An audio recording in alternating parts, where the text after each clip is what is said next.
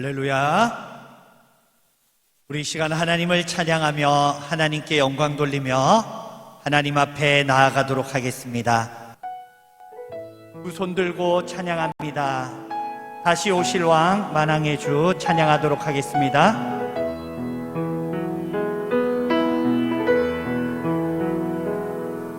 두 손 들고 찬양합니다. 다시 오실 왕 여호와께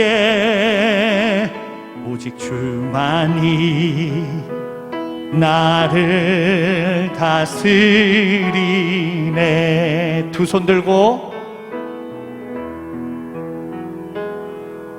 두 손 들고 찬양합니다. 다시 오실 왕 여호와께 오직 주만이 나를 다스리네. 나 주님만을 섬기리. 나 주님만을 섬기리. 헛된 마음 버리고 성령이여 내 영혼 충만하게 하소서. 주님 앞에 내 생명 드리리라. 두 손 들고 찬양합니다. 두 손 들고 찬양합니다. 다시 오실 왕 여호와께 오직 주만이 나를 다스리네. 나 주님만을 섬기리. 나 주님만을 섬기리. 헛된 마음 버리고 성령이여의 영혼 충만하게 하소서. 주님 앞에 내 생명 드리리라. 나 주님만을 섬기리. 나 주님만을 섬기리. 헛된 마음 버리고 성령이여 내 영혼 충만하게 하소서. 주님 앞에 내 생명 드리리라.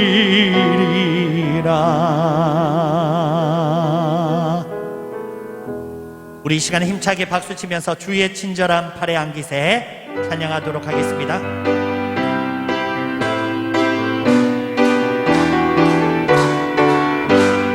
주의 친절한 팔에 안기세 우리 마음이 평안하리니 항상 기쁘고 복이 되겠네. 영원하신 팔에 안기세 주의 팔에 크신 팔에 안기세 주의 팔에 영원하신 팔에 안기. 날이 갈수록 주의 사랑이 푸른 광명하게 비치고 천성 가는 길 편히 가리니 영원하신 팔에 안기세 주의 팔에 크신 팔에 안기세 주의 팔에 영원하신 팔에 안기세 주의 보좌로 나아갈 때에 기뻐 찬미 소리 외치고 겁과 두려움 없어지리니 영원하신 팔에 안기세 주의 팔에 크신 팔에 안기세 주의 팔에 영원하신 팔에 안기세. 할렐루야. 시간 내 마음의 주를 향한 사랑이 나의 마음엔 주가 주신 진리로 나의 눈엔 주의 눈물을 채워주소서. 함께 고백하도록 하겠습니다.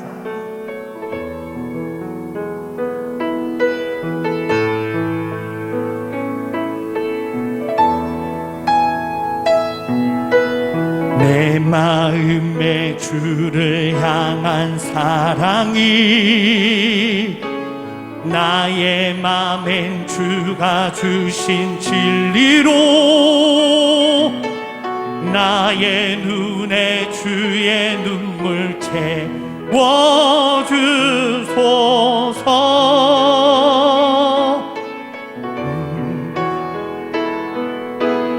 내 입술에 찬양의 향기가 그 손에는 주를 닮은 섬김이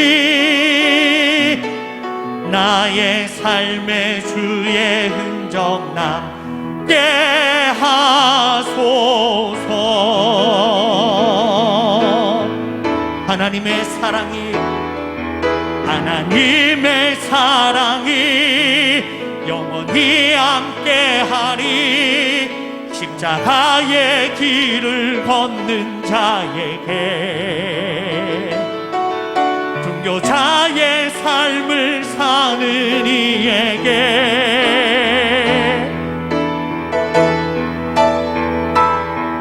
조롱하는 소리와 세상 유혹 속에도 주의 순결한 신부가 되리라. 내 생명 주님께 드리리. 하나님의 사랑이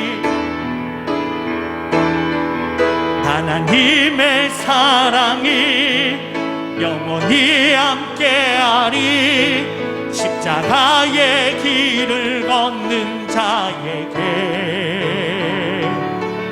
순교자의 삶을 사는 이에게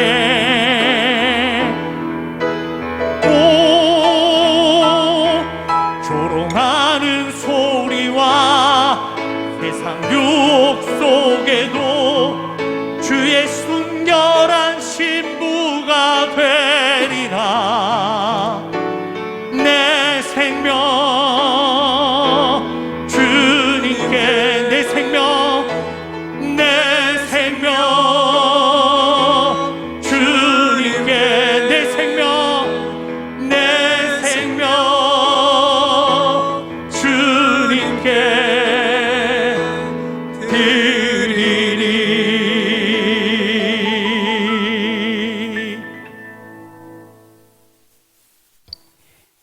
연호 반주에 맞추어서 기도하심으로 11시 예배 하나님께 올려드립니다.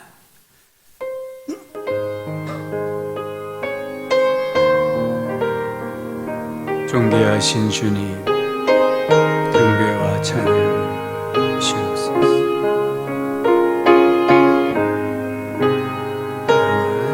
은혜를 내려주옵소서.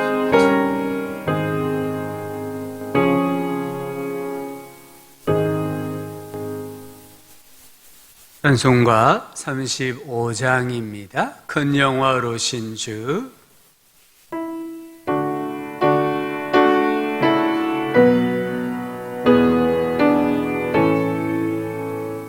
큰 영화로신 주 이곳에 오셔서 이 모인 자들로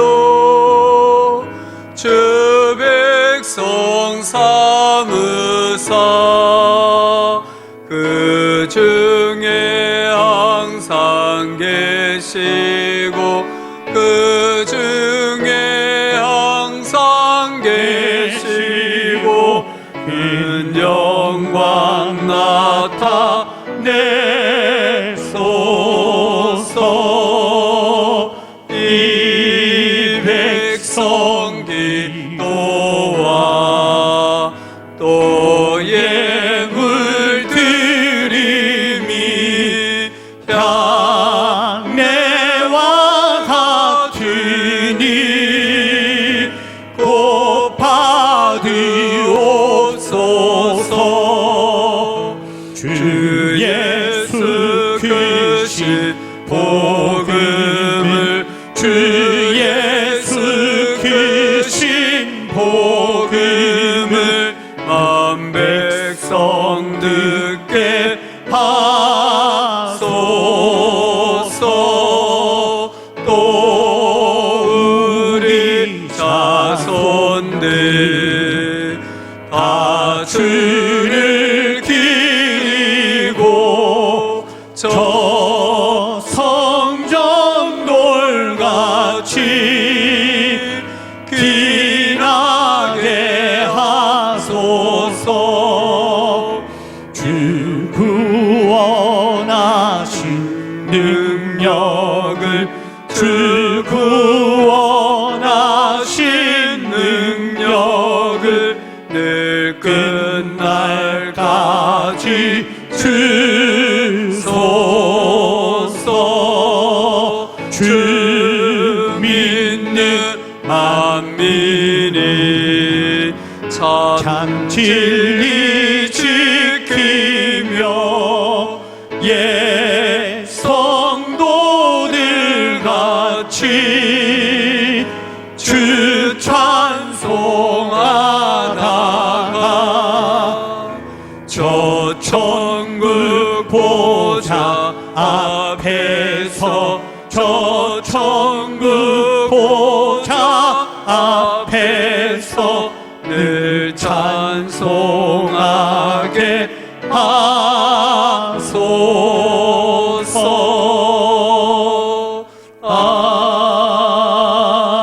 아멘. 사도신경으로 우리의 신앙을 함께 고백하겠습니다. 나는 전능하신 아버지 하나님 전지의 창조주를 믿습니다. 나는 그의 유일하신 아들 우리 주 예수 그리스도를 믿습니다.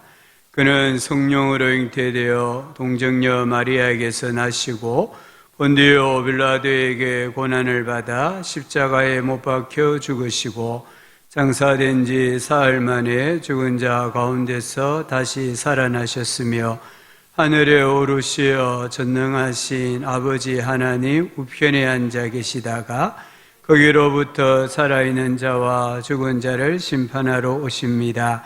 나는 성령을 믿으며 거룩한 공교회와 성도의 교제와 죄를 용서받는 것과 몸의 부활과 영생을 믿습니다. 아멘. 강수 장로님 예배를 위해 기도하시겠습니다. 하나님 아버지, 주신 은혜 고맙습니다. 감사합니다.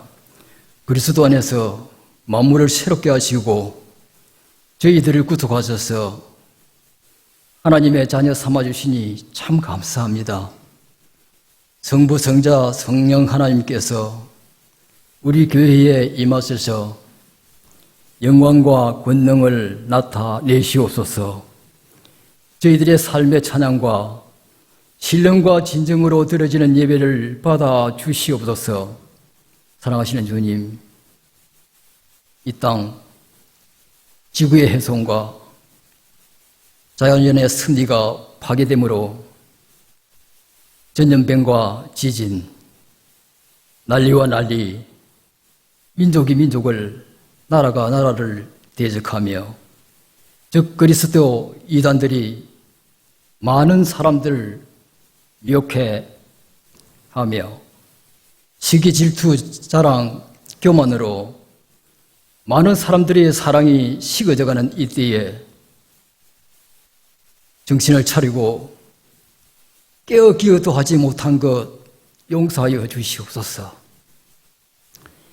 어린아이들까지 수천 수만 명이 복음의 소식을 들어보지도 못한 채 죽어져가는 모습을 보면서 저들을 향해 누가 갈고, 주님, 참으로 부족하지만 저희들을 통하여 제단의 숯불로 정하게 하시사 사용하시옵소서.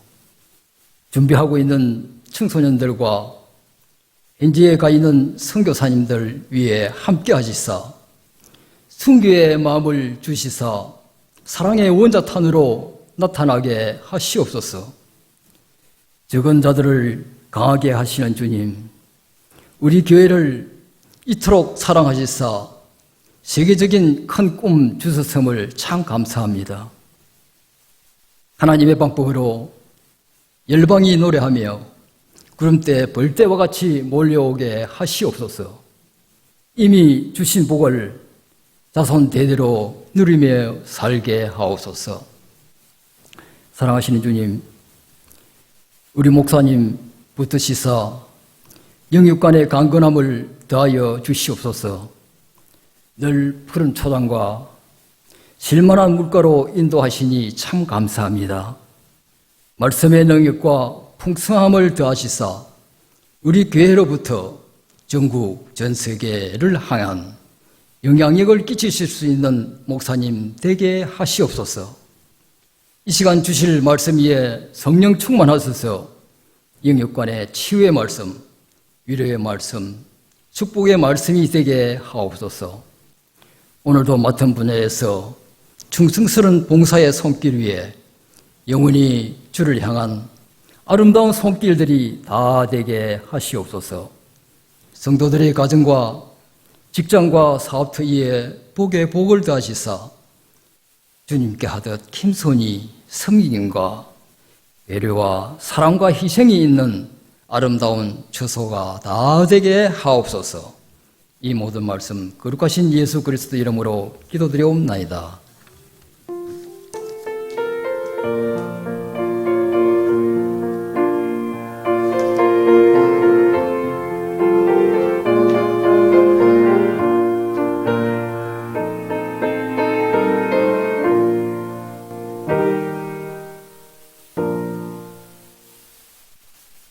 오늘 우리에게 주시는 하나님의 말씀은 신약 성경 마태복음 5장 21절입니다. 마태복음 5장 21절부터 26절까지 말씀입니다. 말씀을 교독하여 읽겠습니다. 옛사람에게 말한 바 살인하지 말라. 누구든지 살인하면 심판을 받게 되리라 하였다는 것을 너희가 들었으나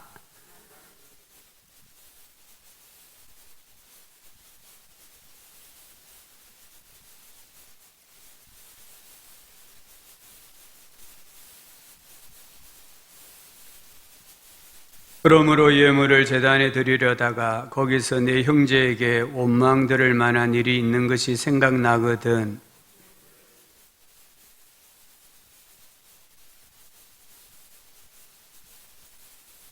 너를 고발하는 자와 함께 길에 있을 때에 급히 사화하라. 그 고발하는 자가 너를 재판관에게 내어주고 재판관이 옥리에게 내어주어 옥에 가둘까 염려하라.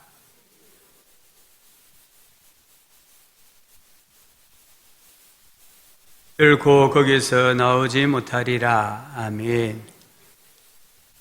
봄이 만연한 계절입니다. 벚꽃도 평소보다 한 주일 정도 더 빨리 폈다고 합니다. 우리 성도님들이 자연의 순환을 조금 여유를 가지고 마음껏 누리셨으면 하는 마음이 있습니다.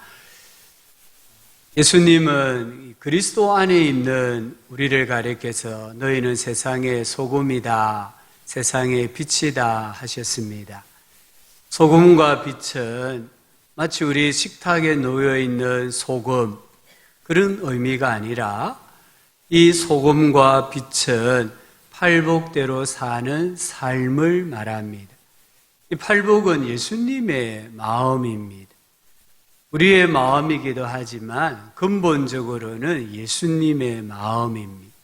그래서 우리가 세상의 소금이다, 세상의 빛이다 이 말은 작은 예수다 이런 의미가 됩니다. 우리는 작은 예수로 예수를 닮은 자로 세상을 살아가야 이 세상을 정화시키고 세상의 어둠을 몰아내고 밝힐 수 있는 존재가 된다라고 주님이 말씀을 하셨습니다.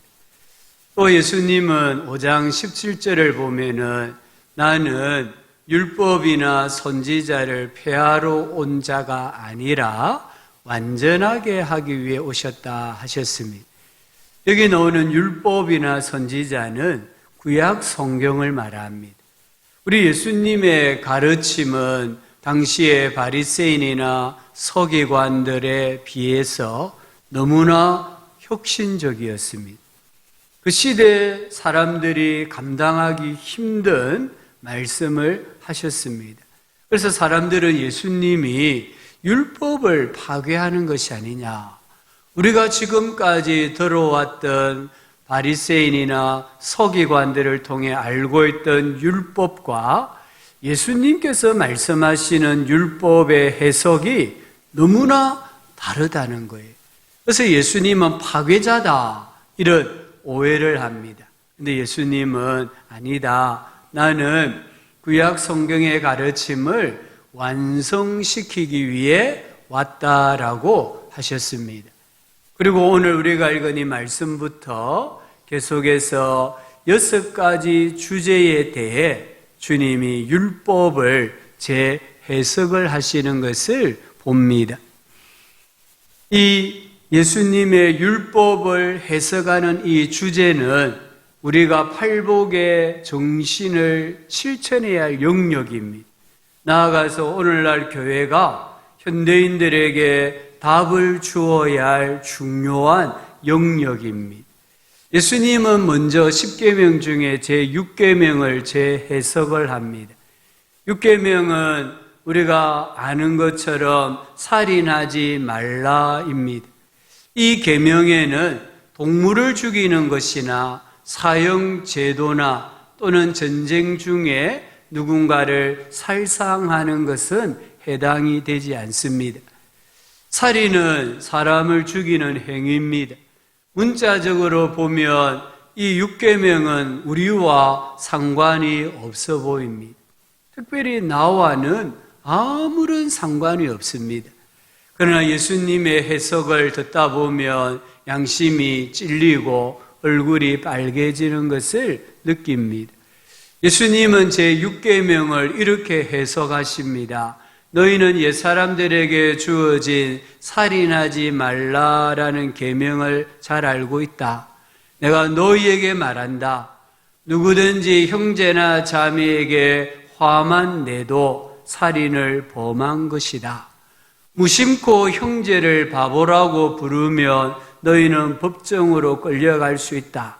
생각 없이 자매에게 멍청이라고 소리치면 지옥불이 너희 앞에 있다. 가장 단순한 진리는 말이 사람을 죽인다는 것이다. 이렇게 해석을 하셨습니다. 우리 예수님께서 살인에 버금가는 것을 말씀하시면서 그 대상을 형제들이라고 말씀합니다. 형제와 자매는 남이 아니잖아요. 가족입니다. 신앙 공동체의 신자 동료입니다.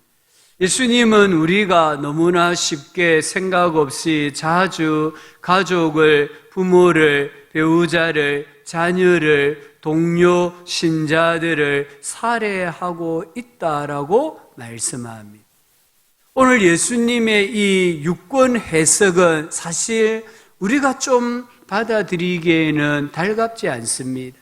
우리의 마음을 매우 불편하게 만듭니다. 하지만 율법의 창시자가 예수님입니다. 율법을 제정하신 예수님께서 해석을 하신 것이기 때문에 최종 권위가 있는 율법에 대한 해석이라는 것을 우리는 꼭 기억을 해야 합니다. 예수님께서 살인에 버금가는 것으로 여기시는 게 무엇입니까? 첫 번째는 분노입니다. 오늘 말씀에 형제에게 노하는 자마다 심판을 받게 되고 했습니다. 여기 노하다, 분노, 헬라어로는 두 개의 단어가 있습니다. 하나는 디모스라는 단어입니다. 이 단어는 나뭇잎을 모아서 불을 붙이면 활활 타다가 금방 꺼져버리는 것처럼 화를 냈다가 금방 화가 식어져 버리는 것을 의미합니다. 또 다른 하나의 단어는 오르게라는 단어입니다. 이 단어는 어떤 사람에 대해서 화를 내면 그 화를 마음에 담고 있는 것을 의미합니다. 오늘 예수님께서 말씀하시는 분노는 오르게입니다. 지속적인 분노를 말합니다. 이 분노가 마음에 쌓이면 마귀가 틈을 탄다라고 말씀하고 있습니다. 인류 최초의 살인자가 누굽니까? 가인입니다. 가인이 누구를 죽였습니까? 형제를 죽였습니다. 동생 아벨입니다. 왜 죽였습니까? 하나님께서 그와 그의 재물은 받지 않으셨기 때문입니다. 그래서 가인은 화가 났습니다. 동생을 대하는데 안색이 변하였습니다. 동생이 들에 있을 때 기회를 엿보고 쳐서 죽였습니다. 하나님과의 관계가 뒤틀어지니까 가인의 마음에 분노가 또아리를 틀고 있었습니다. 반면에 누가복음 15장에는 탕자의 이야기가 나옵니다.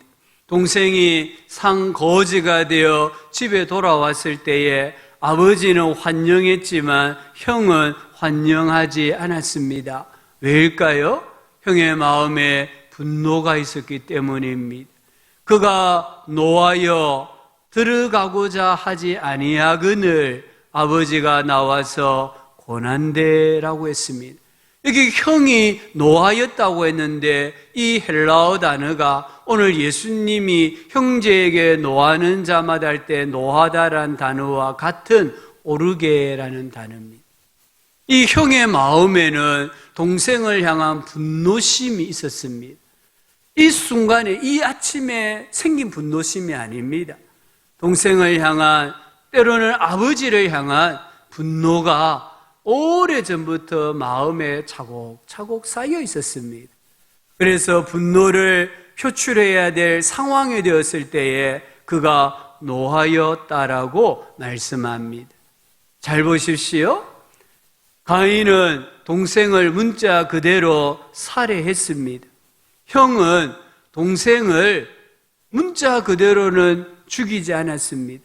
대신에 동생에게 지속적인 분노하는 마음을 가지고 있었습니다. 그러나 예수님은 둘 다 살인자라고 말씀하고 계십니다.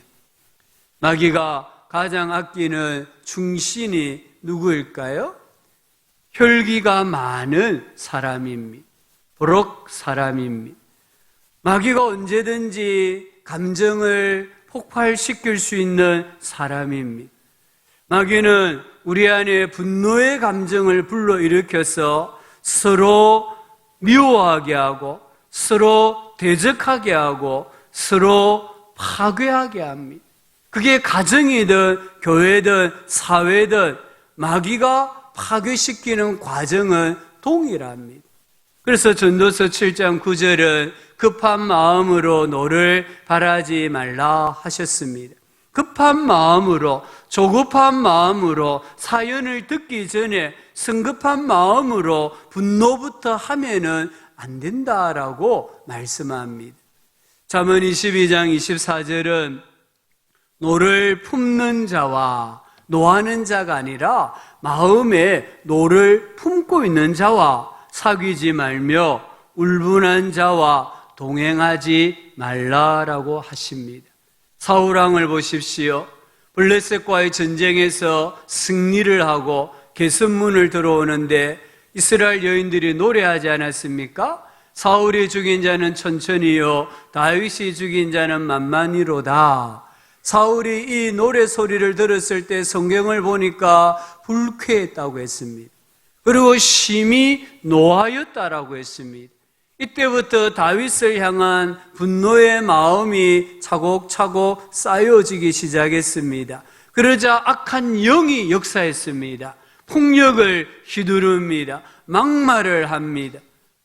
그리고 기회가 있으면 창과 단창을 다윗과 아들 요나단에게 던지는 모습을 보여줍니다. 이 아버지 사울이 아들 요나단에게 막말을 하는데 그 막말을 자세히 들여다보면은 아들의 존재 가치를 인정하지 않는 무시하는 욕설이라는 것을 알 수 있습니다. 그러다가 비참한 최후를 맞이하지 않습니까? 이게 분노심의 종착지라는 거예요. 반면에 요셉을 보십시오. 형들에 의해서 구덩이에 던져집니다. 형들에 의해서 미디안 상인들에게 팔려갑니다. 미디안 상인들에 의해서 애굽의 노예시장의 물건처럼 전시가 됩니다. 보디발에 의해서 물건을 취급하듯이 요셉을 사갑니다. 또 보디발 집에서 보디발 아내의 거짓 고소를 당합니다. 옥에서 인간적인 배신을 당합니다. 그러나 요셉은 꿈과 비전을 이루는 하나님의 사람이 되었습니다. 이유가 어디에 있을까요? 창세기 50장 19절은 요셉이 그들에게 이르되 형들에게 말하되 두려워하지 마소서 내가 하나님을 대신하리까. 요셉은 화가 나고 분노해야 될 상황에 되었을 때에 내가 하나님을 대신할 수는 없다. 이런 믿음이 있었다는 거예요. 그래서 요셉은 분노함으로 죄를 짓는 일을 모면할 수가 있었습니다. 누구나 화를 낼 수 있습니다. 이것은 디모스라고 했습니다. 우리가 살아가다 보면은 짜증도 낼 수 있고 또 화도 낼 수 있습니다. 그런데 이런 화들이 차곡차곡 쌓이면 내 마음에 오르게가 되는 거예요. 나뭇잎도 계속 모아서 불을 붙이면 불이 활활 타오르지 않습니까?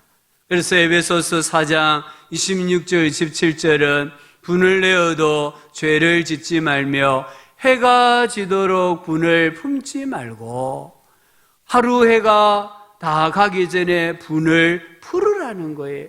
풀지 않으면 분을 품은 채 잠자리에 들면은 마귀가 틈을 타고 마귀가 역사한다라고 말씀하고 있습니다. 우리가 매일 밤에 세수하고 주무시듯이 매일매일 우리 마음에 있는 분노의 감정도 씻어내버리는 성도가 되기를 주의 이름으로 축복합니다. 두 번째로 예수님께서 살인에 버금가는 것으로 욕설을 말씀합니다. 오늘 말씀에 형제를 대하여 라가라 하는 자는 공회에 잡혀가게 되고 했습니다. 이 라가는 머리가 텅 빈 멍청이, 사악한 자 이런 뜻을 가진 히브리어 욕설입니다. 이 라가 정확하게 말하면 라카입니다. 라카. 이 라가라는 발음을 하려고 하면은 우리 목에 가래가 있으면 이 가래를 뱉기 위해서 목에 힘을 주지 않습니까? 퇴 뱉잖아요. 그렇게 발음을 해야 정확하게 소리가 나는 단어예요.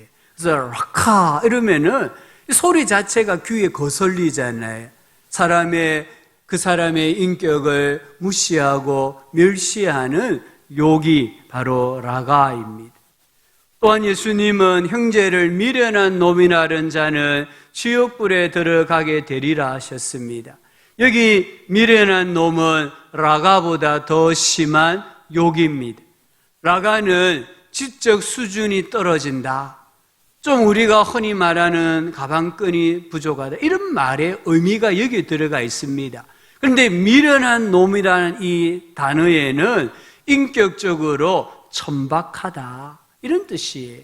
그러니까 라가보다 훨씬 심한 욕입니다.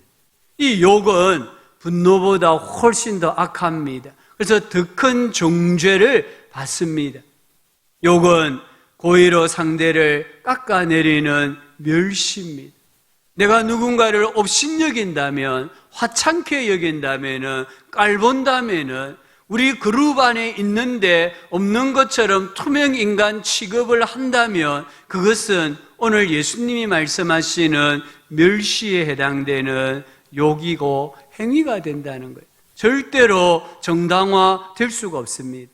어떤 경우에도 선하다고 할 수 없습니다. 하얀 욕설, 하얀 멸시는 없다는 것입니다. 왜 우리가 욕을 하면 안 됩니까? 이 욕이라는 것을 우리가 어원을 잘 생각해 보면 대부분 존재의 가치를 부인하는 게 욕이에요. 우리 사람들이, 특히 우리 아이들이 욕설을 참 많이 하는데 그 모든 욕은 상대의 존재의 가치를 부인하는 거예요. 사람이 아니라는 거예요. 이게 욕들입니다. 우리는 멸시를 나타내는 성적인 말이나 또는 인종적인 말이나 문화적인 말이나 외모를 또 나타내는 말이나 인격을 모독하는 그런 말들을 너무나 많이 합니다. 하지만 예수님은 절대 입 밖으로 내면 안 된다라고 하십니다. 이 욕설은 관계를 깨트립니다. 우리 가정이나 어느 공동체에 싸움이 일어나면 언제나 시작은 분노입니다. 이 분노가 험한 말, 욕설로 나옵니다. 서로 욕을 하다 보면은 나중에는 서로에게 폭력을 행사합니다. 그러다가 사람을 죽이는 것을 봅니다. 비속어, 별명을 부르는 것, 욕설, 이런 것들은 다 멸시의 표현입니다. 우리 사회가 정말 욕문화입니다. 눈에는 눈이 아니라 욕에는 욕이라고 합니다. 너무나 많은 사람들이 의식 없이 자기가 하는 욕이 무슨 의미인지도 모르고 욕을 하는 것을 봅니다. 청소년들 사이에는 욕 배틀 게임이라고 있다고 합니다. 내가 욕을 했을 때 상대방이 당황한다든지 다른 욕으로 맞받아치지 못하면 지는 게임이 욕 배틀 게임입니다.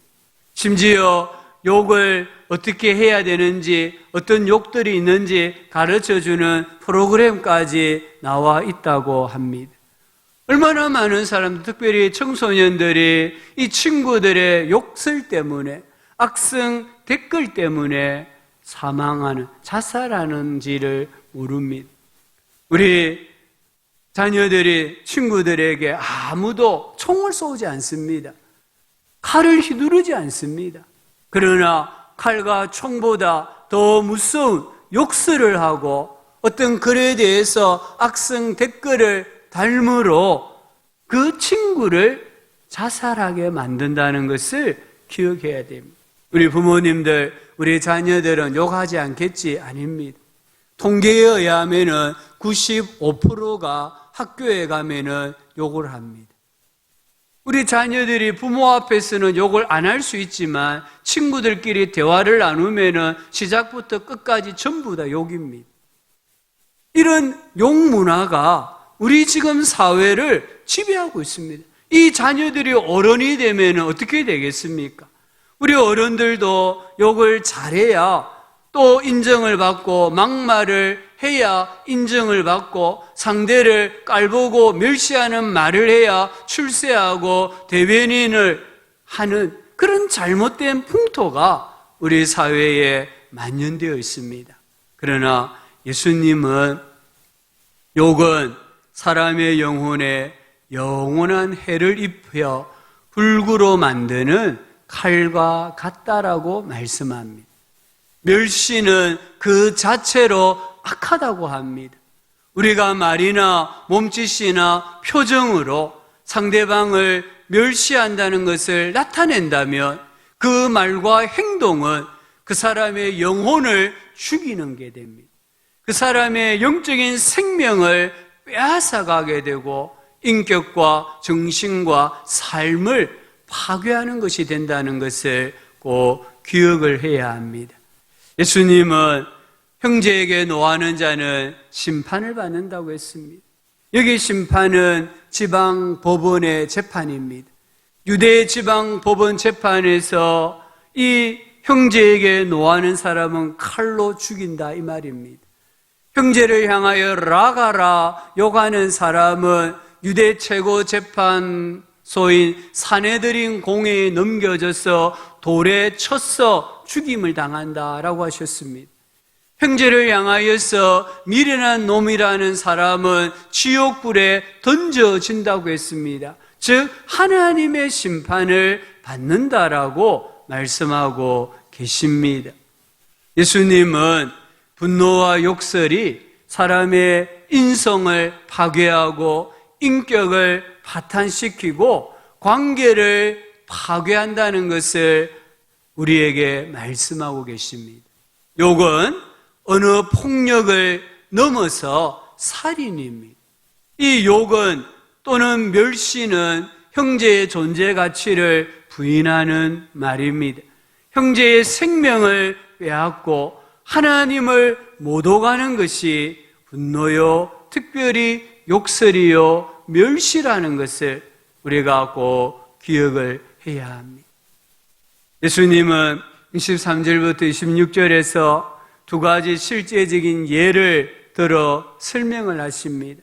이 두 가지 사건은 상황은 다릅니다. 그러나 똑같은 것은 우리가 범하는 죄가 이중적이라는 겁니다. 사람과 하나님에게 범하는 죄입니다. 우리가 어떤 사람에게 잘못했음을 알 때에 그 문제를 해결하고 예배해야 한다고 하십니다. 상대가 모르는 문제라고 하면 굳이 찾아가서 말할 필요는 없습니다. 그러나 실제로 상대의 재산에 피해를 주고 신체에 손상을 주고 명예에 먹칠했다고 한다면 예배만으로는 해결되지 않습니다. 실제적인 용서와 화해가 있어야 한다라고 말씀하고 계십니다. 또한 여기 25절, 26절 이 말씀은 하나님의 모략이라는 책에 달라스 윌라드라는 신학자는 이렇게 해석을 합니다. 어떤 경우에는 상대가 법으로 어떤 문제를 해결하려고 할 때가 있다는 거예요. 즉 나를 교회법이나 세상 법에 고소하는 사람이 있다는 겁니다. 그때에도 상대에게 호의를 보여야 한다.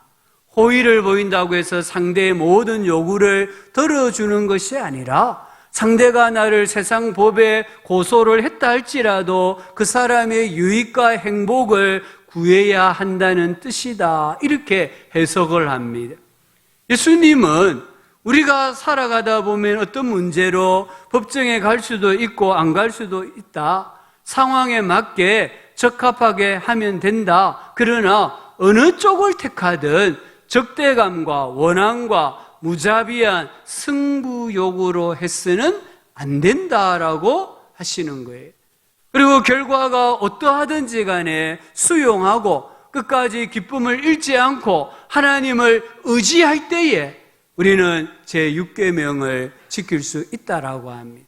그렇지 않습니까? 내가 재판을 해서 이겼는데 내 마음이 교만하고 그 형제를 향해 여전히 분노가 있고 욕을 한다면 이겼지만 살인죄를 범하는 겁니다.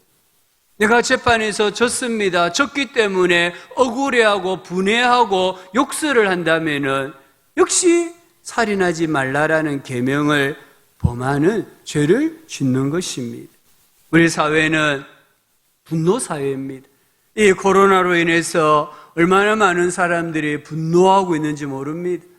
마스크를 좀 쓰라 이 말에 분노해서 폭행을 하고 사람을 죽이기까지 하고 자동차로 편의점을 돌진하기도 하고 묻지마 살인, 폭력이 얼마나 우리 사회에 만연되어 있는지를 모릅니다. 지금 우리 사회는 욕설이 온 모든 것을 도배하고 있습니다. 우리 청소년들, 청년들, 어른들, 교회 밖에 있는 사람들 욕을 너무너무 잘하고 욕을 너무너무 많이 합니다. 이러한 세대에 살인하지 말라라는 예수님의 이 말씀을 어떻게 우리가 지킬 수 있겠습니까? 10가지 방법을 간단하게 생각해 봅시다. 첫 번째는 기뻐하고 기도하고 감사해야 됩니다. 데살로니가전서 5장 16절 18절에 항상 기뻐하라, 쉬지 말고 기도하라, 범사에 감사하라. 이것이 그리스도 예수 안에서 너희를 향하신 하나님의 뜻이라고 했습니다. 기뻐하면서 분노할 수 있습니까? 감사하면서 욕할 수 있습니까? 나는 앞으로 분노하지 않을 거야. 나는 앞으로 욕하지 않을 거야. 이렇게 결심하기보다는 하나님, 제가 항상 기뻐하겠습니다. 하나님, 제가 항상 감사하겠습니다. 하나님, 제가 분노해야 될 때에 기도하겠습니다. 이런 결심을 가진다면 우리는 예수님의 말씀에 순종할 수 있습니다. 두 번째는 남을 낮게 여겨야 합니다. 빌립보서 2장 3절에 아무 일에든지 다툼이나 허영으로 하지 말고 오직 겸손한 마음으로 각각 자기보다 남을 낮게 여기고 했습니다. 각각 한 사람 한 사람 자기보다 이웃을 낮게 여기라고 했습니다. 아, 당신은 나보다 훌륭하신 분입니다. 그럼 이 사람도 나를 향하여 아닙니다, 당신이 나보다 훌륭한 사람입니다. 이렇게 서로를 존중하고 높이는데 어떻게 분노할 수 있고 욕설을 내뱉을 수가 있겠습니까? 구슬은 쌓이지 않습니다. 구슬로 탑을 쌓을 수 있는 분이 계십니까? 구슬 위에 구슬을 올리면은 때르르 굴러가고 맙니다. 그러나 네모난 것, 각진 것은 탑을 쌓을 수 있습니다. 각이 져 있기 때문입니다. 우리가 구슬과 같은 그런 사람, 그런 성품을 가질 때에 예수님의 말씀에 순종할 수가 있습니다. 첫 번째는 사소한 것에 목숨을 걸지 말아야 합니다. 많은 가정에서 부부가 사소한 것에 시비가 붙고 사소한 것에 의견이 달라져서 분노하게 되고 욕하게 되고 구타하게 되고 갈라서는 것을 많이 봅니다. 사소한 것은 그냥 사소한 것으로 취급을 하셔야 합니다. 네 번째는 필요 이상으로 친절해야 됩니다. 구약성경 사무엘상 25장에 보면은 나발이 나옵니다. 이 나발은 큰 부자였습니다. 다윗이 나발의 양떼를 보호해 주었습니다. 이제 양털 깎는 축제가 있을 때에 다윗이 신하들을 보내어 떡과 포도주를 좀 구해달라고 요청을 했습니다. 이때 나발이 다윗의 청을 거절했을 뿐만 아니라 다윗의 인격을 멸시하는 모독하는 말을 합니다. 그래서 다윗이 화가 났습니다. 군대를 일으킵니다. 이 소식을 들은 나발의 아내 아비가일이 급하게 음식을 장면하고 다윗을 맞이하러 나옵니다. 다윗을 맞이해서는 한 문장을 하는데 긴 문장이지만 다윗을 주님이라고 29번 부릅니다. 내 주님, 내 주님, 내 주님. 다윗을 주님이라고 29번을 부르면서 다윗의 마음에 있는 분노를 삭히는 아비가일의 지혜를 볼 수 있습니다. 그래서 다윗이 분노를 삭히고는 이 나발의 가문을 멸하지 않고 돌아가는 것을 볼 수 있습니다. 로마서 12장 20절은 내 원수가 줄이거든 먹이고 목마르거든 마시게 하라. 과도한 친절을 베풀라라는 거예요. 필요 이상으로 원수에게 친절을 베풀 때에 우리는 욕설을 내뱉지 않고 분노하지 않고 관계를 맺을 수 있습니다. 다섯 번째는 인정하라고 합니다. 로마서 12장 6절에 우리에게 주신 은혜대로 받은 은사가 각각 다르니 혹 예언이면 믿음의 분수대로, 여기에 각각 다르다고 했습니다. 우리가 하나님 앞에서 받은 은사 선물이 다 다릅니다. 그 다름을 인정해야 조화를 이룰 수 있습니다. 근데 왜 당신은 나와 같지 않습니까? 이런 마음이 들면은 그 사람에 대해서 분노하게 되고 또 욕하게 되고 관계가 깨어지는 것을 볼 수 있습니다. 여섯 번째는 다른 사람들을 위험 있게 소중하게 다루어야 됩니다. C.S. 루이스라는 분이 영광의 무게라는 글에서 이렇게 말합니다. 오직 인간만이 질 수 있는 내 이웃의 영광과 무게와 짐을 내 어깨 위에 매일 올려놓아야 한다. 그리하여 내 교만의 등을 부서뜨려야 한다. 우리가 이웃을 가볍게 생각하면 교만해집니다. 이웃을, 형제를 무겁게 생각하면 우리는 겸손해진다는 겁니다. 그래서 매일 우리의 이웃의 영광과 무게와 짐을 내 어깨에 올려놓으면 우리는 자연스럽게 허리가 숙여지고 고개가 숙여지고 겸손한 사람이 된다라고 말합니다. 일곱 번째로 좋은 말을 사용합시다. 에베소서 4장 29절에 무릇 더러운 말은 너 입 밖에도 내지 말고 오직 덕을 세우는 데 소용되는 선한 말을 하여 듣는 자들에게 은혜를 끼치게 하라 하셨습니다. 성경은 우리 성도님들의 입에서 불쾌하고 더러운 말, 희롱하는 말을 버려라고 했습니다. 가시 돋친 말, 헐뜯는 말, 공격적인 말, 비판적인 말을 버려라고 명령합니다.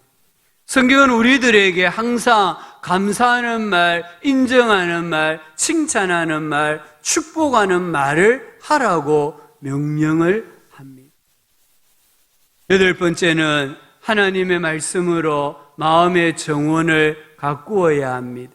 우리 예수님께서 네 종류의 밭을 말씀하셨습니다. 길가와 자갈밭과 가시뜰기밭과 좋은 땅입니다. 여기 길가, 자갈밭, 가시뜰기밭은 열매를 맺지를 못합니다. 오직 좋은 땅만 열매를 맺되 100배, 60배, 30배 열매 맺는다고 했습니다. 우리의 마음은 정원입니다. 우리 성도님들의 마음은 각자 가지고 있는 정원입니다. 이 정원을 어떻게 잘 가꾸느냐에 따라서 우리가 하나님 앞에 받는 복의 분량이 달라진다는 것을 기억해야 합니다. 마태복음 15장 19절에 마음에서 나오는 것은 악한 생각과 살인과 비방이다. 살인이 마음에서 나온다. 비방이, 악한 생각이 마음에서 나온다고 했습니다. 마음에서 나오는 이것이 사람을 더럽게 한다고 했습니다. 우리 성도님들 각자 마음에 있는 정원을 하나님의 말씀으로 가꾸시기 바랍니다. 말씀의 씨앗을 심으시고 말씀으로 비료를 삼으시고 말씀으로 지렛대를 삼으셔서 100배, 60배, 30배의 하나님의 복의 열매를 맺는 성도님들 되시기를 바랍니다. 아홉 번째는 자신을 소중히 여겨야 합니다. 내가 참 존귀한 자구나 이렇게 생각해야 됩니다. 나는 예수님의 보혈로 구원받은 사람이야. 나는 예수님께 사랑받는 사람이야. 주님이 나에게 사명을 주셔서 이렇게 자기를 생각해야 자기 몸과 영혼을 깨끗하게 할 수 있습니다. 자기를 존중히 여기는 사람만이 다른 사람도 존중히 여기며 살 수 있습니다. 다윗이 그랬지 않습니까? 다윗은 자기를 죽이려고 하는, 자기에게 분노를 표출하는 사울을 대할 때에 자기가 존귀한 자인 것처럼 대했습니다. 사울이 좋아서 존귀하게 된 게 아닙니다. 내가 존귀하기 때문입니다. 나는 왕으로 기름 부음 받은 사람이야. 나는 왕이야. 왕으로서 행동해야지. 이 마음이 있었을 때에 사울에게 막말을 하지 않습니다. 사울을 뭐라고 부릅니까? 내 아버지여 이래 부릅니다. 아버지라고 부릅니다. 자기를 죽이려고 하는 이 사울을 가리켜 내 아버지여 벼룩과 같은 나를 이렇게 표현을 해요. 그래서 다윗은 자기의 그 사명을, 자기의 위치를 지키는 걸 봅니다. 마지막으로 심령이 가난한 자로 살아야 합니다. 왜 사람들이 분노할까요? 분노를 품고 살아갈까요? 왜 사람들이 그렇게 욕을 많이 할까요? 자기 의와 허영심 때문입니다. 분노를 품고 사는 사람은 상한 자아를 가지고 있습니다. 상처받은 자아를 부풀리는 사람들입니다. 심령이 가난할 때에 자신을 형제보다 더 높게 생각하지 않습니다. 다른 사람들에게 부당하게 화를 내지 않습니다. 하나님의 형상을 멸시하지 않습니다. 심령이 가난할 때에 형제와 이웃을 존중합니다. 살인의 뿌리가 되는 시기와 증오와 분노와 복수심을 버리게 됩니다. 시인은 이렇게 기도했습니다. 여호와여, 내 입에 파수꾼을 세우시고 내 입술의 문을 지키소서. 자기 입술에 파수꾼을 세우셔가지고 자기의 말을 주님이 지켜달라고 기도했습니다. 분노와 욕이 난무한 우리 세대의 신자들은 입술을 지켜야 합니다. 사람을 공격하지 마십시오. 선하게 행동하십시오. 악한 말에 대꾸하지 마십시오. 무엇보다 우리는 신자이기 때문에 기도해야 됩니다. 하나님의 말씀을 묵상을 해야 됩니다. 자기의 마음의 정원을 아름다운 밭으로, 좋은 밭으로 가꾸어야 합니다.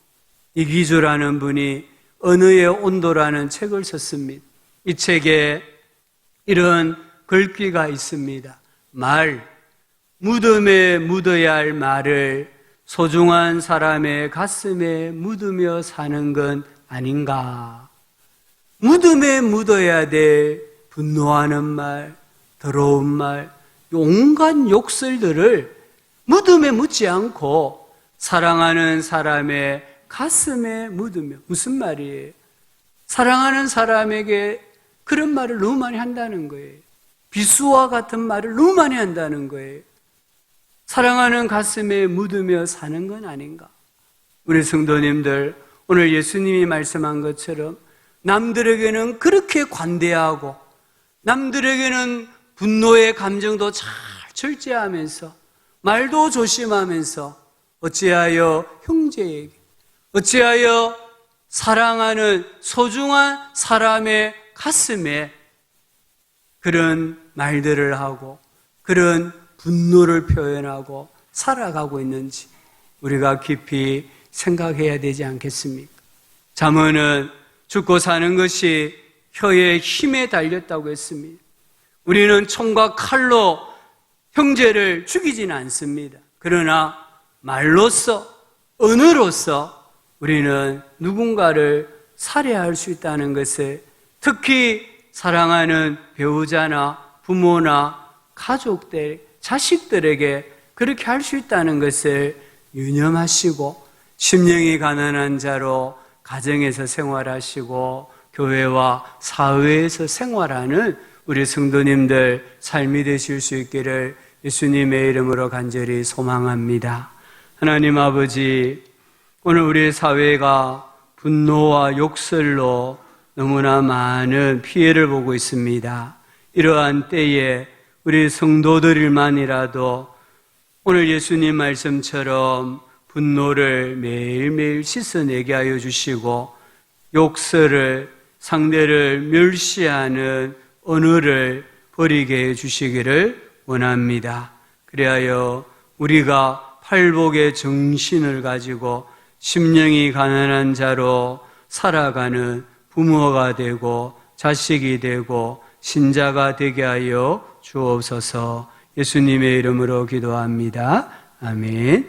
찬송가 218장 찬송하시면서 예물 드립니다.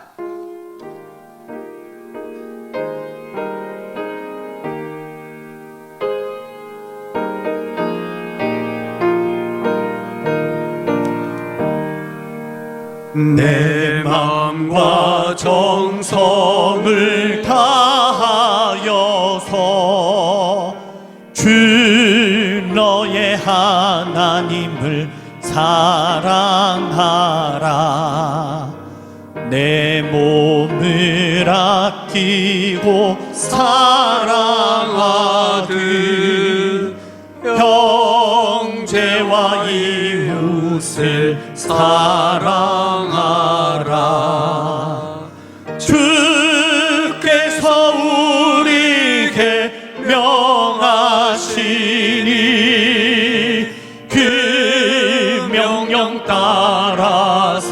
살아가리. 널 미워 해치는 원수라도 언제나 너 그렇게 사랑하라. 널 핍박하는 자 위해서도 신실한 마음으로 복을 빌라. 주께서 우리에게 명하시니 그 명령 따라서 살아가리.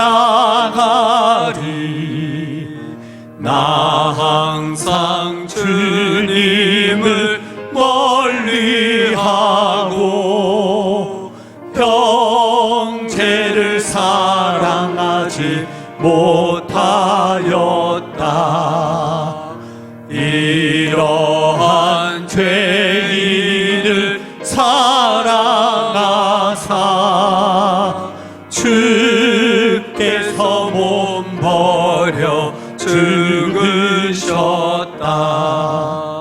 속죄의 큰 사랑 받으니 뭐 내 생명 다 바쳐 충성하리. 아멘.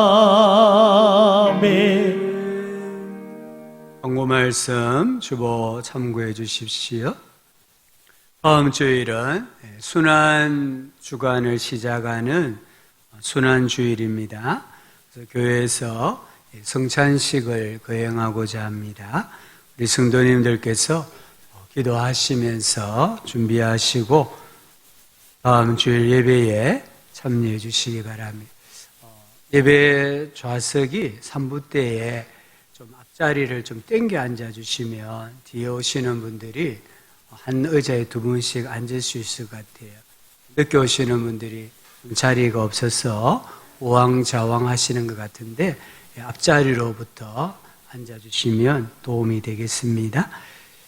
교우 소식에 보면 장례가 있습니다. 우리 양덕만 집사님, 서성자 권사님 부군이시죠. 양덕만 집사님께서 토요일 새벽 6시 반경에 하나님의 부르심을 받으셨습니다. 이 자녀분들 중에 외국에 있는 분들이 계셔가지고 지금 자가 격리 상태에 있어서 장례를 4일장으로 치르게 되어졌습니다. 오늘은 오후 3시에 위로 예배를 드리고요. 또 입관은 내일 오후 6시에 교회에서 출발하고 발의는 23일 화요일에 하게 되어 있습니다. 우리 성도님들께서 또 예배들에 참여해 주시면 감사하겠고요. 오후 3시에 교회에서 출발해서 위로 예배 드립니다. 장례식장은 소호병원 장례식장입니다. 우리 박동연 집사님, 김범서 집사님 부친상 당하셔서 오늘 발인하고 장례를 마치게 됩니다. 상을 당한 가정을 위해서 위로해 주시고 기도해 주시기 바랍니다.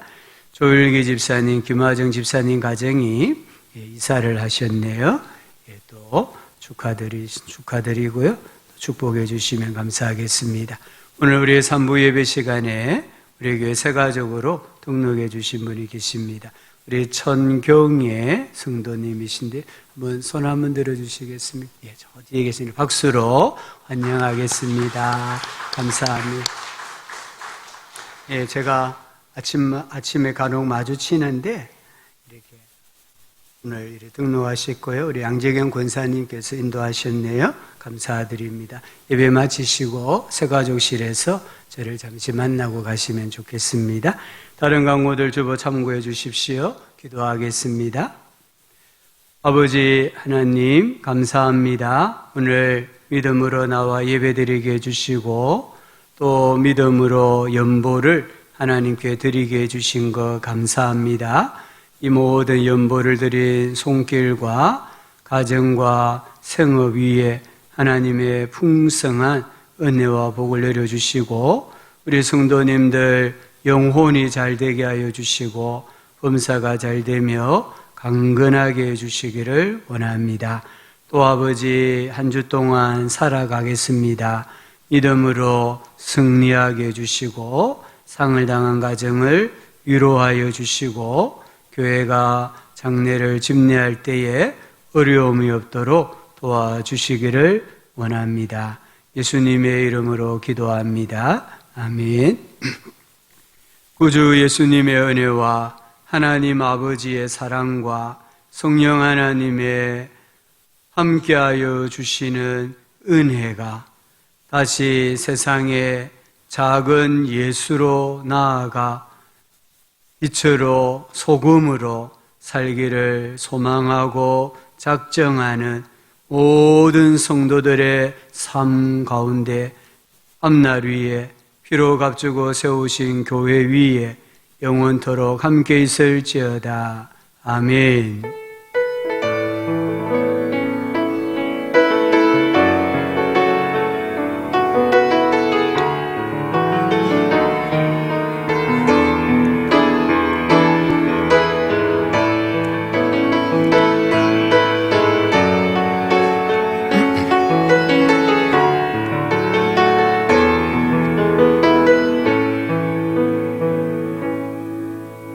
찬송가 53장입니다. 성전을 떠나가기 전 1절을 찬송하시고 서로 인사하겠습니다.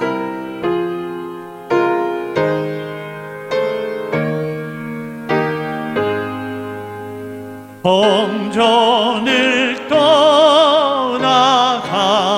떠나가기 전 머리를 숙일 때 주께서 함께